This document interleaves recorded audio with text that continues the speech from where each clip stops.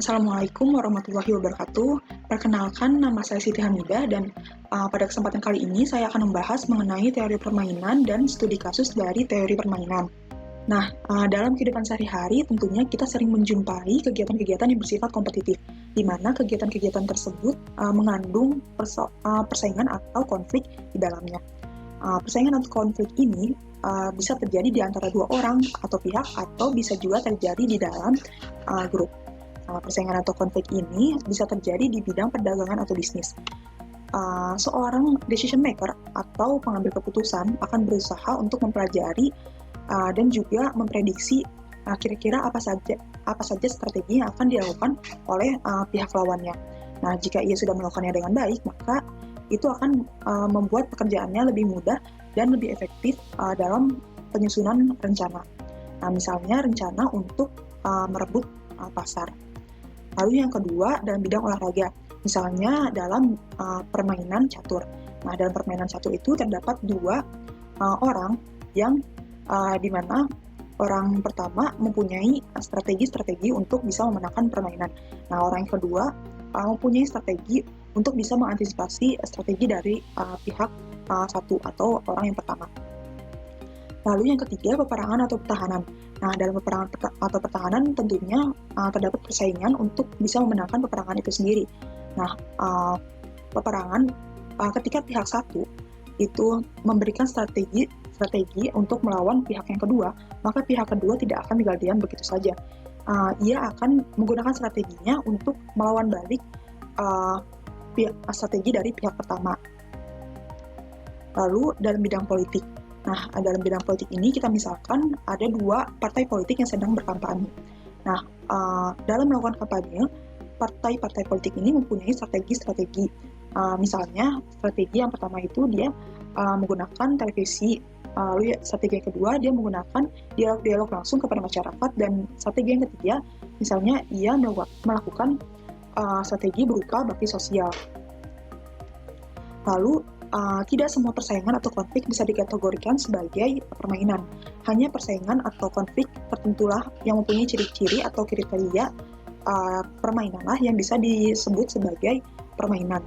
Nah, kriterianya itu diantaranya, yang pertama, terdapat persaingan kepentingan di antara pemain atau pelaku. Jadi, pemain yang terlibat itu mempunyai kepentingan yang sama atau mempunyai tujuan yang sama. Maka dari itu untuk mendapatkannya mereka harus bersaing. Lalu yang kedua, setiap pemain mempunyai sejumlah pilihan terbatas atau tidak terbatas yang disebut strategi. Jadi setiap pemain itu mempunyai strateginya masing-masing. Lalu yang ketiga, aturan permainan untuk mengatur pilihan-pilihan itu disebutkan satu-satu dan diketahui oleh semua pemain.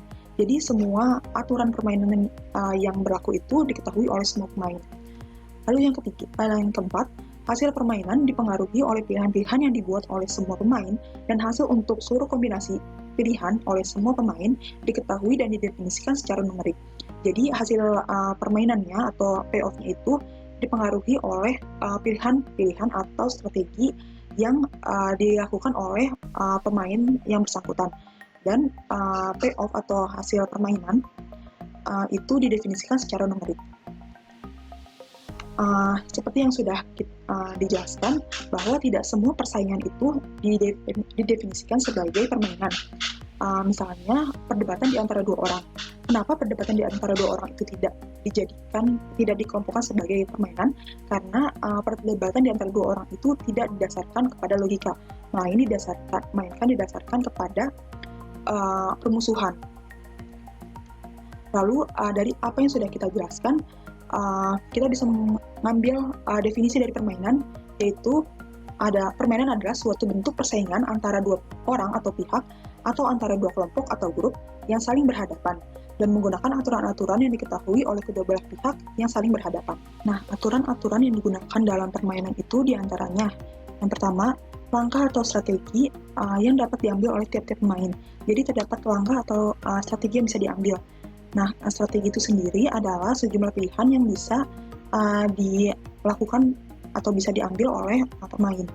Nah, tujuan dari teori permainan ini adalah untuk menentukan strategi apa yang terbaik untuk bisa memenangkan permainan. Dengan anggapan bahwa kedua belah pihak yang sedang bersaing itu mempunyai kepandaian yang sama dan juga secara aktif berusaha untuk bisa memenangkan permainan. Lalu terdapat informasi yang digunakan oleh setiap pemain yang memilih langkah atau strategi. Dan yang ketiga ada pembayaran atau payoff didefinisikan secara numerik yang harus didefinisi oleh setiap pemain setelah permainan ini selesai. Nah, dalam video pembahasan ini, kita akan menggunakan sudut pandang pihak yang pertama. Jadi, ketika nilai payoff-nya itu bernilai positif, maka pihak pertama itu menang. Lalu jika nilainya negatif, maka pihak pertama itu kalah. Lalu jika nilainya 0, maka tidak menang dan juga tidak kalah atau seri. Lalu klasifikasi permainan. Nah, klasifikasi permainan itu bisa berdasarkan jumlah langkah dan pilihan dan juga bisa berdasarkan jumlah payoff.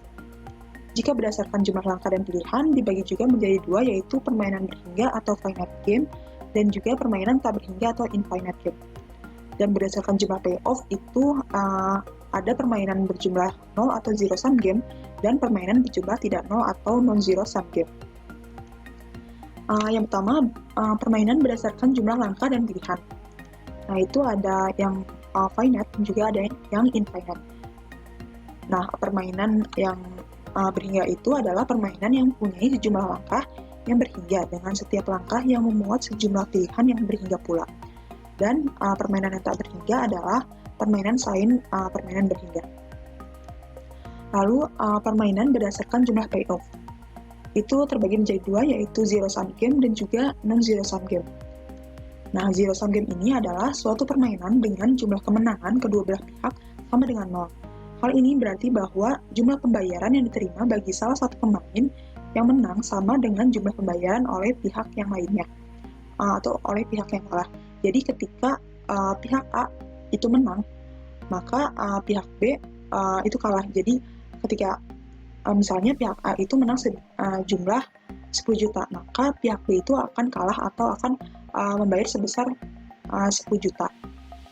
Nah, maka dari itu nilai jumlah kemenangannya itu akan 10 min 10, akan bernilai 0.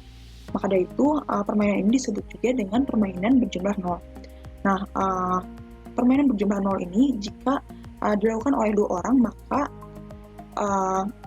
jika dilakukan oleh dua orang dan jumlah permainan ini bernilai 0, maka disebut juga dengan two-person zero sum game. Jika itu juga berlaku untuk 3 orang, untuk 4 orang, dan bahkan sampai n orang. Jika n orang, maka permainan itu disebut dengan n-person zero sum game. Lalu permainan berjumlah tidak 0 atau non-zero sum game. Nah, adalah total pembayaran dari masing-masing pemain pada akhir suatu permainan tidak sama dengan 0. Nah, ini juga bisa berlaku untuk 2 orang, 3 orang, sampai n orang. Lalu kita masuk ke studi kasus.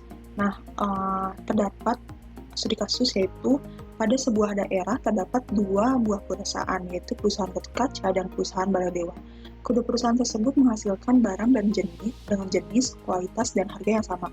Nah, pada keadaan ini berarti pembeli-pembeli di daerah tersebut bisa terbagi menjadi 2 bagian yang sama banyaknya. Maka dari itu, penambahan pembeli untuk perusahaan Gatot Kaca itu adalah pengurangan pembeli untuk perusahaan Baladewa. Lalu kedua perusahaan itu merencanakan untuk mengadakan promosi selama seminggu menjelang tahun baru tiba dengan mengadakan iklan terlebih dahulu. Media iklan yang dipakai adalah surat kabar, radio, dan televisi. Lalu, dengan menggunakan informasi pasar yang diperoleh dari hasil riset pemasaran, diperoleh data atau pernyataan sebagai berikut. Nah, seperti misalnya dalam pernyataan pertama itu, jika perusahaan Gatot Kaca itu melakukan promosi atau pengiklanannya melalui media surat kabar, dan perusahaan Baladewa juga ternyata melakukan promosi dengan surat kabar, maka perusahaan Gatot Kaca akan mendapatkan kerugian sebesar 60 juta. Nah, seperti yang sudah disebutkan bahwa dalam pembahasan dalam video ini kita menggunakan perusahaan atau pihak pertama sebagai sudut pandang. Jadi kita menggunakan dalam hal ini kita menggunakan perusahaan Gatot Kaca sebagai sudut pandang. Jadi kita bisa mengetahui nilai payoff-nya itu positif berarti dia menang, negatif berarti perusahaan Gatot Kacanya kalah, dan 0 jika dia seri. Lalu yang kedua, jika perusahaan Gatot Kaca itu melakukan promosi atau pengiklanan dengan surat kabar dan ternyata Baladewa menggunakan promosinya dengan radio, maka perusahaan Gatot Kaca itu akan mendapat keuntungan sebesar 35 juta. Dan juga pernyataan yang bisa tertera pada layar. Lalu untuk matriks payoff atau dalam jutaan rupiah. Nah, dari pernyataan-pernyataan atau data yang tadi banyaknya itu bisa kita rangkum dalam sebuah matriks payoff. Nah, seperti yang tadi pernyataan yang pertama itu, jika perusahaan Gatot Kaca itu menggunakan media surat kabar dan perusahaan Baladewa juga menggunakan media surat kabar, maka ternyata perusahaan Gatot Kaca itu rugi sebesar 60 juta rupiah. Nah, lalu jika perusahaan Gatot Kaca itu menggunakan surat kabar dan Baladewa menggunakan radio, maka perusahaan Gatot Kaca mendapat keuntungan sebesar 35 juta rupiah. Nah, dari sini nilai-nilai payoff ini menggambarkan tentang keadaan perusahaan Gatot Kaca. Jadi apakah dia untung, rugi, atau seri. Nah, terdapat nilai berjumlah 0, nilai payoff itu berjumlah 0, maka tidak ada kemenangan atau kekalahan untuk kedua perusahaan. Nah, untuk perusahaan Gatot Kaca itu disebut juga dengan pemain baris, dan perusahaan Baladewa disebut juga sebagai pemain kolom. Nah, dari studi kasus ini kita bisa mengetahui bahwa permainan itu adalah permainan berjumlah 0 dari 2 orang. Karena apa? Karena jumlah kemenangannya itu bernilai 0. Misalnya ketika perusahaan Gatot Kaca itu menang sebesar 35 juta, maka perusahaan Baladewa menerima kekalahan sebesar 35 juta juga. Maka nilai jumlah kemenangan perusahaan Gatot Kaca dan juga Baladewa adalah 35 juta min 35 juta sama dengan 0. Maka itu disebut juga dengan permainan berjumlah 0 dari 2 orang, permainan berjumlah 0 atau zero sum game. Nah, karena yang terlibat dalam permainan ini berjumlah 2 orang, dan yang dalam hal ini adalah perusahaan, maka permainan ini disebut juga dengan permainan berjumlah 0 dari 2 orang atau 2 person zero sum game. Nah, tujuan inti dari teori permainan itu adalah untuk menentukan solusi optimum bagi kedua pihak yang saling bersaing tersebut yang sesuai dengan strategi optimumnya. Nah, strategi optimum itu terbagi menjadi 2, yaitu strategi murni dan juga strategi campuran. Lalu, yang pertama permainan dengan strategi murni. Permainan dengan strategi murni itu yang pertama strategi di mana setiap pemainnya hanya mempunyai tepat satu langkah yang terbaik. Lalu pemain baris berusaha memaksimumkan keuntungan yang minimum atau kriteria maksimum. Pemain kolom berusaha untuk meminimumkan kerugian yang maksimum atau kriteria minimax. Lalu permainan dapat diselesaikan dengan strategi murni jika nilai maksimum sama dengan nilai minimax, sehingga tercapai titik keseimbangan atau equilibrium point yang nantinya disebut sebagai saddle point atau titik banget. Nah,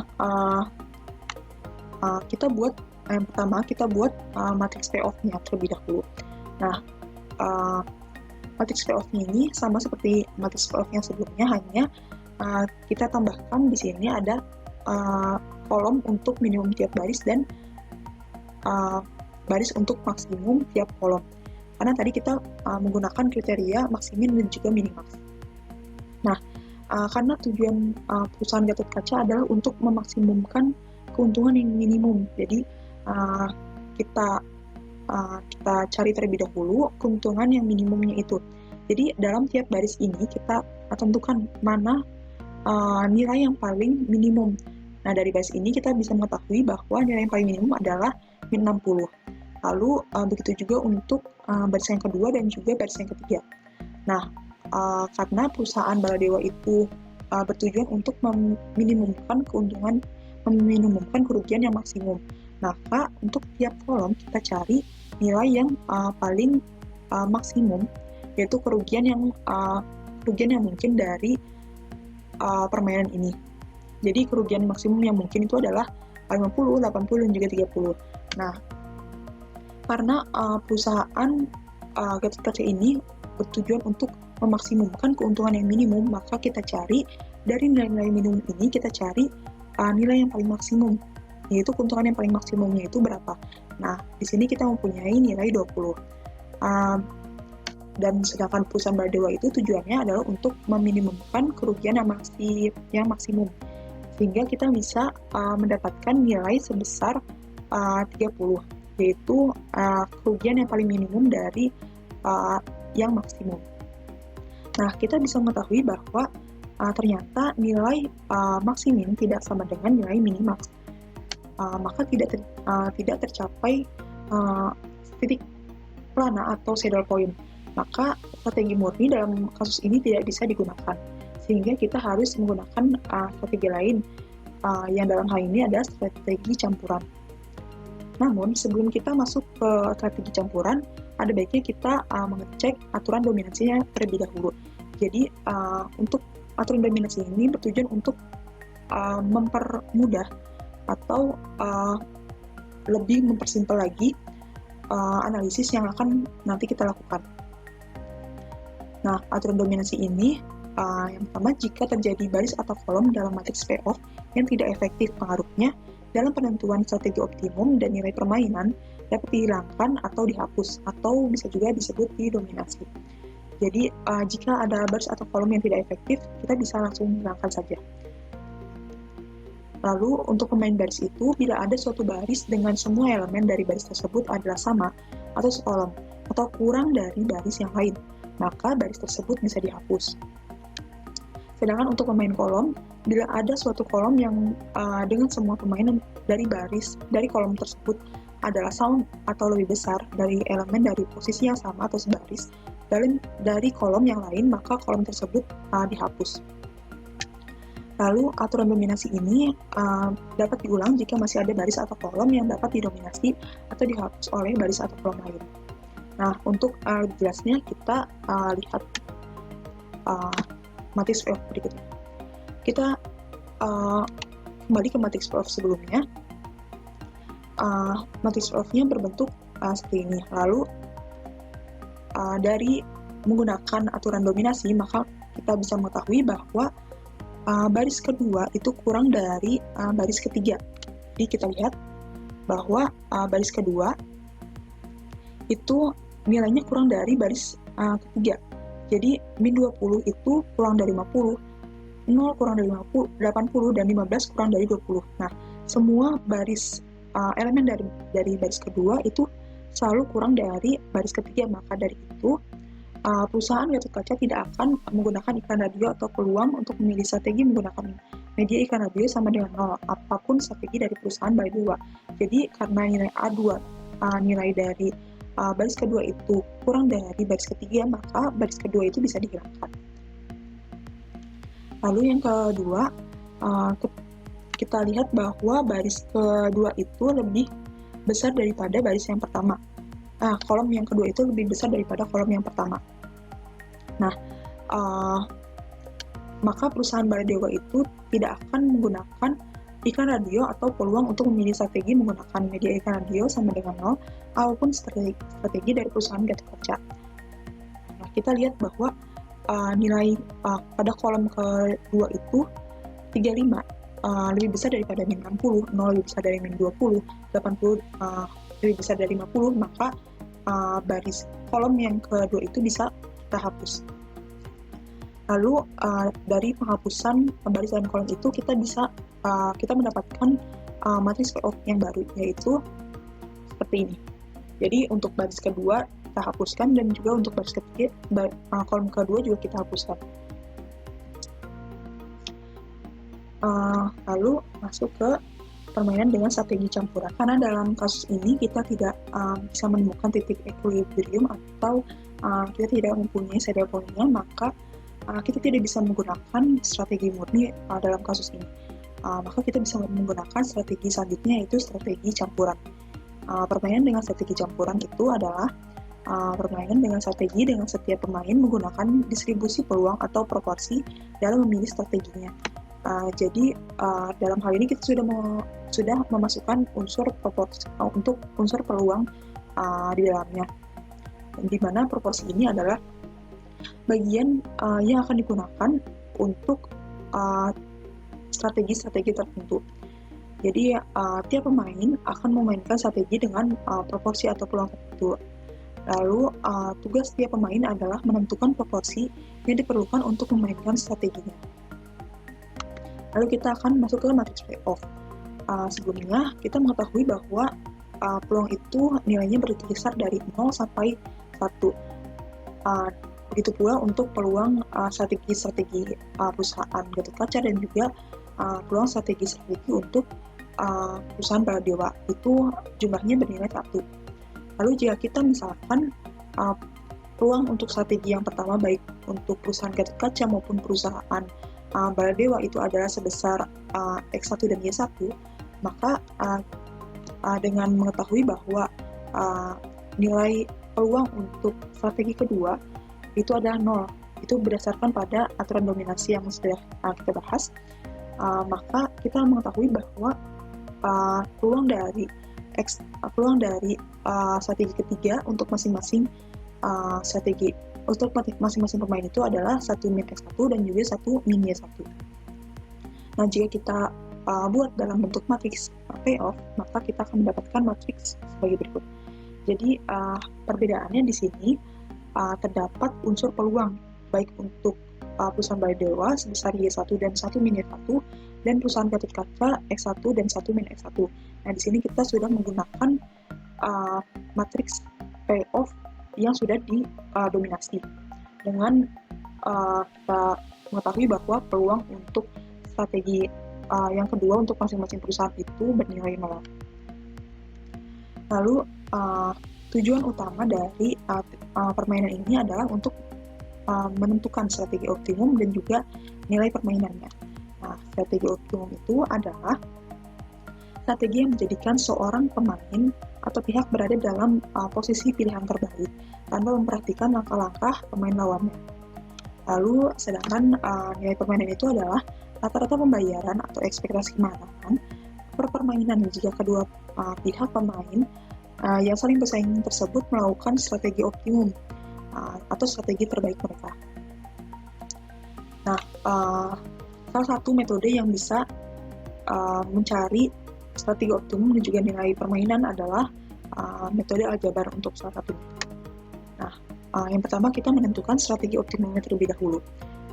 Kita buat tabel ekspektasi kemenangan bagi perusahaan Gatot Kaca. Yang dalam hal ini untuk menyederhanakan kita lambangkan dengan P1. Nah, di sini sama seperti dari matriks payoff ini, kita bisa kita lihat bahwa ada penambahan unsur peluang di dalamnya. Jadi karena kita di sini berbicara tentang perusahaan Gatot Kaca atau P1, maka di dalam P1 strategi P1 ini kita menambahkan unsur peluang untuk strategi pertama itu sebesar X1 dan strategi ketiga itu sebesar 1 min X. Nah, jika ketika P2 memainkan strategi ke-1 dan P1 memainkan strategi ke-1 dengan peluang sebesar X1 untuk strategi yang pertama itu, maka kita akan mendapatkan payoff P1 akan kalah 60 unit X1 kali, yang jika kita notasikan dengan min 60 X1. Lalu jika P2 memainkan strategi ke-1 dan P1 memainkan strategi ke-1, strategi kedua maksudnya dengan peluang 1 min X1, maka payoff-nya adalah P1 menang 50 unit sebesar 1 min X1 kali, yang dimaksudkan dengan plus 50 dikali 1 min X1. Begitu pula dengan kombinasi dari pilihan strategi lainnya. Nah, dari metode aljabar kita menemukan nilai X1-nya itu sebesar 1/4. Dan nilai X3-nya yaitu 1 min X1 itu sebesar 3/4. Jadi strategi optimum bagi perusahaan Gatot Kaca adalah sebesar 1/4, 0 dan 3/4. Nah, 1/4 itu adalah proporsi yang dapat digunakan untuk strategi pertama 0 untuk strategi kedua, atau kita tidak menggunakan strategi kedua, lalu 3/4 itu kita gunakan untuk strategi yang ketiga. Lalu sekarang tabel ekspektasi kemenangan untuk Baladewa atau P2. Nah, sama seperti sebelumnya, hanya saja kita menambahkan nilai peluang untuk Y1 dan juga untuk strategi pertama dan strategi ketiga untuk perusahaan Baladewa, yaitu sebesar Y1 dan juga 1-1. Nah, maka kita akan memperoleh payoff seperti ini. Dan jika kita notasikan kita akan mendapatkan nilai seperti ini, dan kita dengan metode aljabar kita bisa mengetahui bahwa nilai Y1-nya itu adalah sebesar 1/12 dan Y3-nya itu adalah sebesar 11/12. Maka strategi optimum bagi perusahaan Baladewa adalah 1/12, 0, dan 11/12. Nah, lalu kita masuk ke nilai permainan. Nah, nilai permainan itu seperti yang sudah kita bahas, bahwa nilai permainan itu bisa kita dapatkan jika masing-masing pihak yang sedang bersaing itu menggunakan strategi optimumnya. Nah, kita sudah mengetahui strategi optimum untuk masing-masing perusahaan. Strategi optimum untuk perusahaan Gatotkaca itu sebesar 1/4 dan 3/4. Dan perusahaan Baladewa itu strategi optimumnya sebesar 1/12 dan 11/12. Jadi kita masukkan strategi optimum dalam matriks payoff-nya. Dan dari matriks payoff ini, dengan menggunakan rumus untuk perusahaan Gatotkaca atau pemain baris itu, rumusnya adalah V sama dengan Y1 dikalikan dengan X1A11 ditambah X2A21 ditambah Y2X1A12 dan X ditambah X2A22. Nah, Y1 kita tahu bahwa itu bernilai 1/12. Nah, X1-nya sebesar 1/4 dan nilai di atas 1/12 dan 1/4 itu adalah min 60. Lalu kita tambahkan dengan 3/4 dikalikan dengan 50. Nah, selanjutnya bisa kita lihat, kita akan mendapatkan nilai ekspektasi kemenangannya itu sebesar 22,5. Begitu pula dengan perusahaan Baladewa. Nah, namun di sini terdapat perbedaan rumus, yaitu V sama dengan X1 Y1A11 ditambah Y2A12 ditambah X2 dikali Y1A21 ditambah Y2A22. Nah, jika kita masukkan nilai-nilainya, kita juga akan memperoleh nilai ekspektasi kemenangan sebesar 22,5. Nah, karena kedua nilai ini sama, maka kita bisa menyimpulkan bahwa nilai permainan itu adalah sebesar 22,5. Nah, dari hasil analisis atau hasil perhitungan yang sudah kita lakukan, maka kita dapat memperoleh kesimpulan. Yang pertama, strategi campuran optimum bagi perusahaan Gatotkaca dalam mengiklankan produknya dicapai apabila ia menggunakan 1/4 proporsi atau peluangnya untuk menggunakan media surat kabar untuk pengiklanan, tidak menggunakan radio sebagai media pengiklanan, dan menggunakan 3/4 proporsi atau peluangnya untuk menggunakan media televisi untuk pengiklanan produknya. Jadi strategi optimum bagi perusahaan Gatotkaca itu yang tadi 1/4, 0, dan 3/4. 1/4 proporsinya itu untuk surat kabar, tidak menggunakan radio, dan juga 3/4 proporsinya untuk televisi. Lalu untuk strategi optimum bagi perusahaan Baladewa adalah 1/12, 0, dan 11/12. Jadi dia menggunakan 1/12 proporsinya untuk media surat kabar, tidak menggunakan radio, dan juga menggunakan 11/12 proporsinya untuk televisi. Lalu, jika perusahaan Gatotkaca dan Baladewa itu bermain dengan masing-masing strategi optimumnya, maka nilai permainan yang diperoleh sebesar Rp22.500.000 per permainan. Hal ini menunjukkan bahwa pada permainan ini perusahaan Gatotkaca akan mendapatkan keuntungan sebesar Rp22.500.000 dan perusahaan Baladewa harus membayarkan kekalahan atau kerugiannya kepada perusahaan Gatotkaca sebesar Rp22.500.000. Nah, ini merupakan nilai Rp22.500.000 ini adalah nilai permainan yang tadi sudah kita dapatkan. Jadi jika keduanya menggunakan strategi optimumnya, maka perusahaan Gatot Kaca akan menang sebesar Rp20.500.000 per permainan, di mana ketika perusahaan Gatot Kaca itu menang sebesar Rp22.500.000, maka perusahaan Baladewa akan kalah atau akan mendapatkan kerugian payoff sebesar Rp22.500.000. Dan jika kita jumlahkan nilai permainan ini, maka akan bernilai 0. Maka dari itu, permainan ini disebut juga dengan zero-sum game. Nah, sekian pembahasan yang bisa saya sampaikan. Kurang lebihnya mohon dimaafkan. Wassalamualaikum warahmatullahi wabarakatuh.